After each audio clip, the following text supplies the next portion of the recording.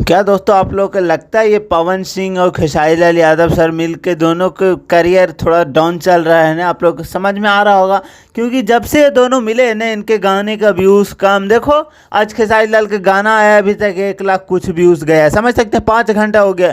और कल पवन सिंह के गाने का मोशन पोस्टर आया था, उस पर अभी तक 1 लाख है, 1 लाख है। 24 घंटा होने वाला है बहुत जल्द में। और ये सब क्या हो रहा है समझ में नहीं आ रहा है। आखिर कंट्रोवर्सी से लोग के गाना हिट होता था, मुझे ये समझ में आ रहा है कि जहाँ तक लगता है कि फ़ैन बटे हुए थे और फ़ैन एक हो गए, सुनना नहीं चाह रहे गाना। आखिर क्या बात है मुझे समझ में नहीं आ रहा है। फ़ैन भी लगता है चाहते हैं कि कंट्रोवर्सी हो, दोनों स्टार में मिल के रहना नहीं चाहते हैं। आखिर क्यों गाने का व्यूज़ देखो डाउन चल रहा है, कुछ सभी डाउन चल रहा है सब कुछ। आखिर ऐसा क्यों अभी तक समझ सकते हैं? इतना बड़ा गाना और 1 लाख कुछ व्यूज़ है, समझ सकते हो आप लोग। खेसारी लाल यादव को 5 घंटे से ज़्यादा हो चुका है जब मैं वीडियो बना रहा हूँ, और मुझे समझ में नहीं आ रहा है दोनों स्टार।